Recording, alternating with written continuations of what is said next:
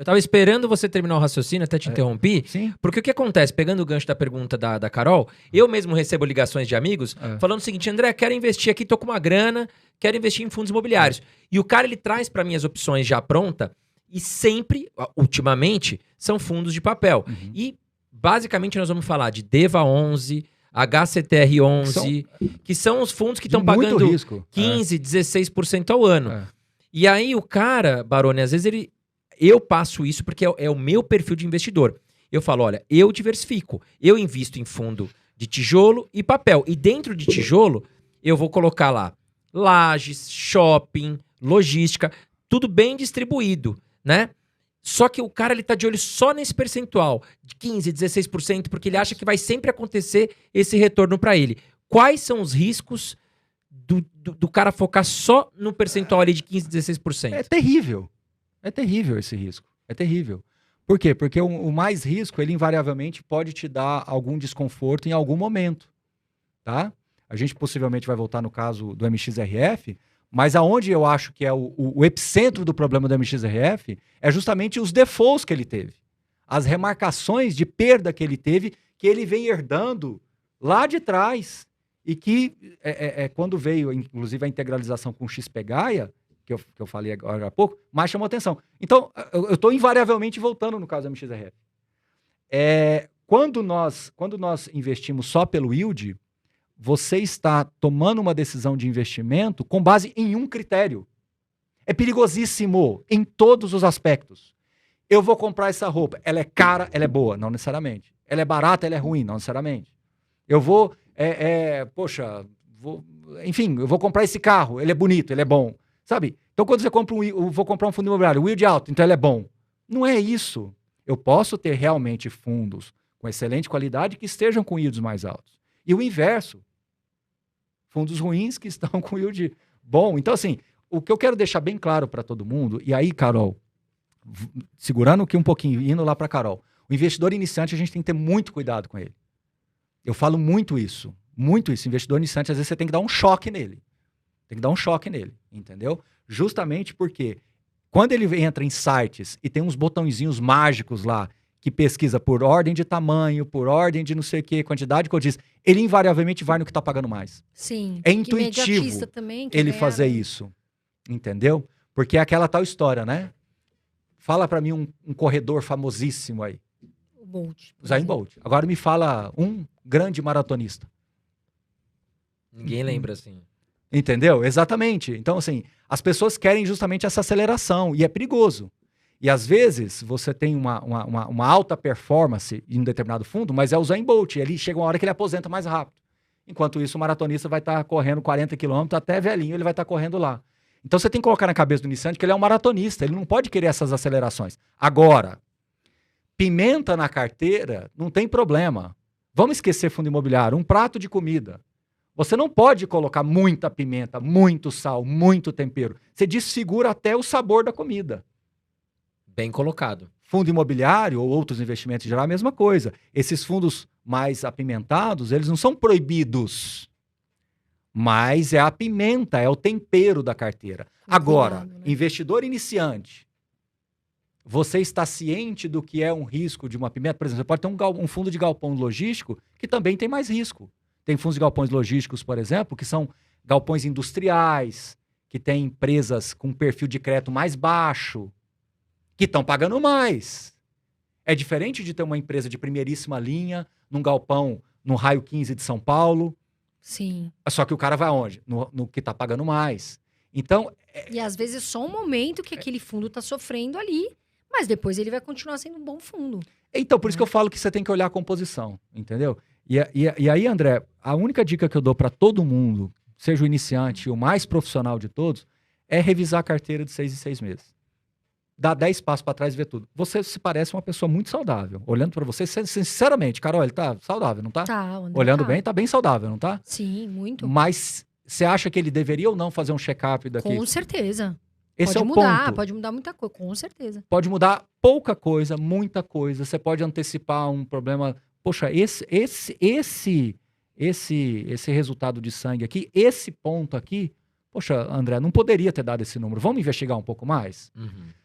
Agora, você precisa ser médico, especialista para ter esse nível de conhecimento, de esclarecimento? Não, você precisa ser consciente. Então, investidores iniciantes, Carol, você que dialoga mais ainda com os iniciantes, coloca consciência na cabeça das pessoas. Sim. Tira delas a ansiedade de querer ser o melhor investimento, a tacada certa, o jeito certo. Cria uma composição de carteira que, na minha visão, a nossa carteira lá é muito assim, moderada, defensiva indo para moderada. Pimenta muito pontual. Porque a gente acha que para fundo imobiliário é o que tende a funcionar melhor. E tanto é que vem funcionando. A gente vem ganhando com muita folga do IFIX, vem ganhando com muita folga do CDI, vem ganhando do IPCA mais 6, que é um benchmark difícil de bater. Sim. Fazendo um arrozinho com feijão bem feito, revisando a carteira de 6 em 6 meses. Outra coisa que eu gosto de fazer, que vai responder um pouco da sua pergunta, tirar a ansiedade do investidor iniciante. Porque ele fica olhando todo dia, né? Não Vai só lá, olhando olha todo dia, mas ele olha. quer olhar se o que ele fez está correto. E a resposta não vai estar amanhã. Não, Não. a gente vê muito isso, Baroni, porque Exato. às vezes o André, eu falo muito com os iniciantes, às vezes a pessoa fica desesperada. Ai, meu Deus, mas caiu, o que que eu faço? A gente fala, calma. Tem um momento do mercado, um economista muito conhecido e muito bacana, eu perguntei pra ele, o que que a pessoa faz nesse momento da pandemia, quando tava na pandemia? Ele falou, a maior palavra que eu vou falar agora é calma. Paciência, com todos os meus anos de mercado. Por quê? A pessoa, às vezes, André, ela se atrapalha e sai vendendo tudo. Não acontece muito isso? Não, com certeza. Às vezes no desespero ele faz coisa errada. Igual agora, a gente vai até tocar no assunto do MXRF11. E, aliás, antes da gente falar do MXRF11, eu quero fazer uma outra colocação pro Baroni. Que recentemente aí, eu, por exemplo, que tenho aqui a liberdade de conversar com o Baroni, eu mandei um WhatsApp pro Baroni, porque eu fiquei na dúvida. A gente recentemente, Baroni, teve a questão da tributação dos dividendos. Sim. O governo, através aí da equipe do Paulo Guedes, queria o quê? Tributar, né, a questão das ações, os dividendos das ações, os dividendos dos fundos imobiliários, que são isentos de imposto de renda. E aí, quando veio essa notícia, o mercado, o IFIX, o índice de fundos imobiliários, despencou, né? E eu mesmo também tomei um susto, confesso. Fui falar com um especialista em fundos imobiliários, que na hora falou assim pra mim, André, calma, é uma notícia que chegou agora, mas não tem nada ainda concretizado. E isso que eu ia te perguntar, Baroni, nessa questão da tributação dos dividendos, realmente morreu? Pode voltar? Como é que ficou essa história? É um fantasma que agora a gente já sabe o tamanho dele. Eu acho que até aquele dia era um fantasma que a gente não sabia muito como é que era a forma. A gente hoje já sabe um pouco mais a forma dele. Então o que eu tenho para te dizer hoje, que eu acho que é uma notícia bem positiva. Não morreu, dificilmente morrerá. Só que agora nós temos o Fiagro na jogada. Isso para mim foi a grande tacada de tudo. Eles colocaram toda essa isenção do Fiagro também dentro do mesmo arcabouço jurídico da isenção do fundo imobiliário. Então agora derrubar a isenção de um fundo imobiliário também derrubaria por tabela o Fiagro. E historicamente no Brasil, a bancada agro sempre foi muito forte. E não sei se vocês estão acompanhando o tanto Tá muito forte agora para Exato. 2022. Então eu não quero dar esperança para ninguém, tipo assim, esquece, isso nunca vai ter. Mas eu acho que hoje o fantasma já não é mais feio. Entendeu? Hoje ele já é o Gasparzinho.